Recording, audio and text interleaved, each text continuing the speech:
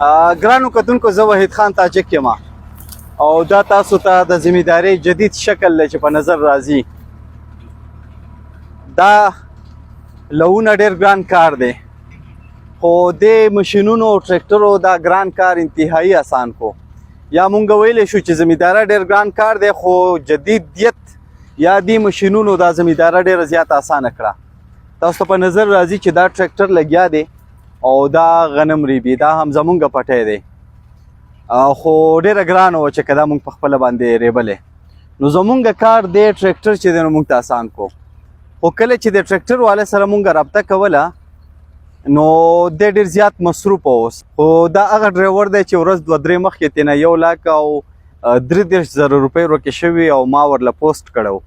نو الله تعالی رحم وکړو، هغه چې چا سره وي هغه ډېر ایمانداره سړی و او هغه ورته روپۍ واپس کړلې. نو هغه یو د څه به ورته ووایو چې د مینې محبت په خاطر هغه نور کارونه والا ته ووایي چې هلکه تاسو له هم درځم خو بس دا کار اول کومه.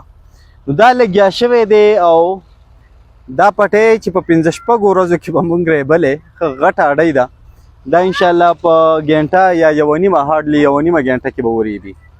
نو اوس به د ټریکټر ته ورخیږم او د دغې ډرایور سره دا خبرې کوو چې دی دا ماشین یې چېرته اخیستلی دی او دی 100 روپۍ ګینټه اخلي.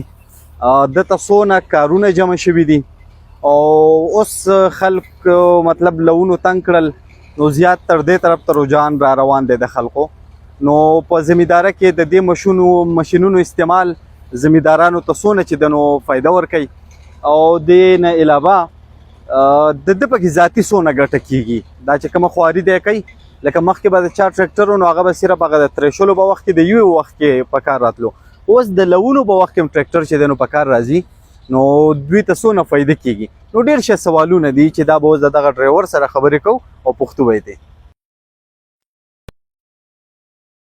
خراب نه کړم دې ټکر زما کار نه خرابي کېنه مده سر او زه چې تاسو د ګیر ورکړه.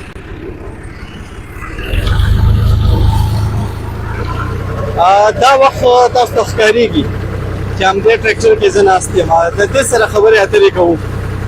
وختي ما تاسو سره ذکر وکړو چې دی ماشاءالله حلالې روپۍ ګټي نو روپۍ هم ترې ورکې شوې وې خو یو ایمانداره ته میلاو شوي وې د ده رزق هم حلال و او هغه هم ایمانداره نو ورته واپس کړلې. لالا ډېره مننه. اول راته دا ووایه چې ته د کوم ځای یې؟ زه چې د ګولر. او دا ټریکټر د څونه وخت نه ستا سره دی؟ دا 2002 نه. 2002 نه به صرف ترېشله وي او ټرالۍ وه که نه؟ او جی او جی. دا جدید ماشین دې پکې کله واخیستو؟ د دې راسه 4 کاله وشو. 4 کاله کې په اولي ځل چې دې راوړو سیډر به ناشنا نه لګېده خلکو ته؟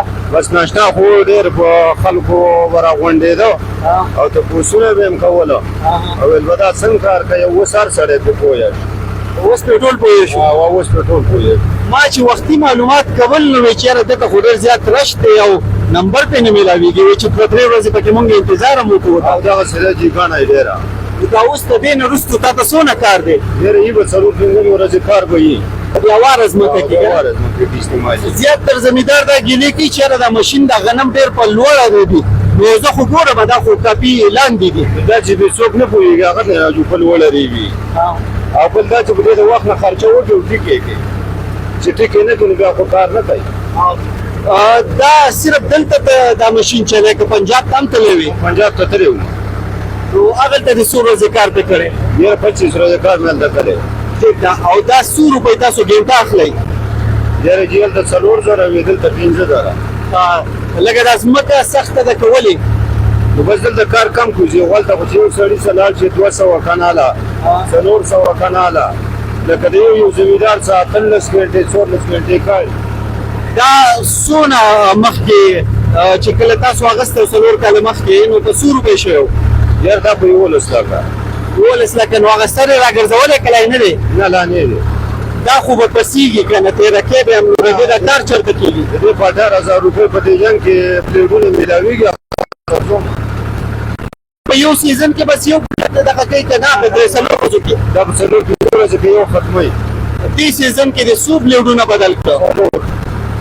ستا زمیندارو ته څه وینا ده؟ لکه زمینداران ډېر ګران کار دی خو دا ماشینونه چې راغلل زمیندارۍ ډېر اسانه کړه لکه اوس دا ماشین شو د غنمو د کرلو ماشینونه رال د لوټو د ماتولو ماشینونه رال خو زموږ زمیندار لا اوسه پورې دا ماشینونه نه پېژني نو بس دا زمیندار چې ځمکه دې ته پلین جوړه کړي که نه او په یوه کې پسې ماله وار کوي نو بیا دا څوک د لاس په شان بهترین لو کوي دا چې کومه اډۍ اوس ترېبې ستاسو څه خیال دی څونه وخت کې به ورېبل شي یاره خلکو به ګنټه ولري انشاءالله ګنټه کې نو ګنټه په 5000 ده کتونکو دا تاسو خبره واورېده چې ګنټه زه به ویم چې چلو یو نیمه ګنټه د دې چې کوم وه لوګر په دې کې 15000 روپۍ غوښتې هغه ته 15000 روپو کار به دا ټریکټر په 5000 یا په 7.5 یا 7000 پورې وکړي نو دونه زیاته چې پیدا کېږي زمیندار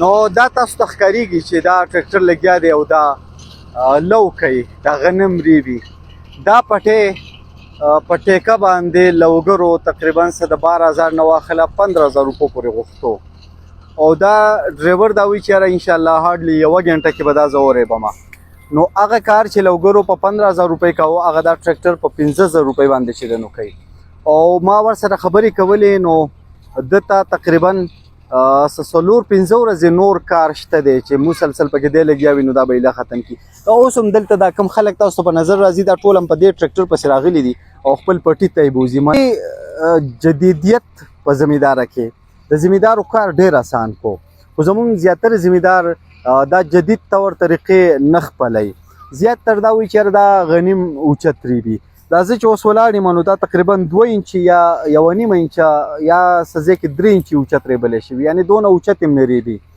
خو زمونږ زمیندار څه نه څه ځان له بهانه چې دنو پیدا کوي د دې نه علاوه نن سبا د زمیندارۍ لپاره جدید ماشینونه د تخم لپاره ماشینونه دي چې هغه باقاعده دانه دانه کوي د سرې د خرلو لپاره ماشینونه دي د ریبلو لپاره ماشینونه شو دارنګې یو وخت چې خلکو به دا غنم غوبل کول په ډانګو ویوال زمونږ د نه یادو دا ترېشلې راغلي دي خو به هر حال دا وخت په وخت اسانتیا راځي او زمیندارو ته خواست دی چې د دې اسانتیا نه چې د نو دوی دغه رنګې پیدا اوچته کړي د کیمرامین اعزاز احمد سره وحید خان تاجک صد برکلی جندول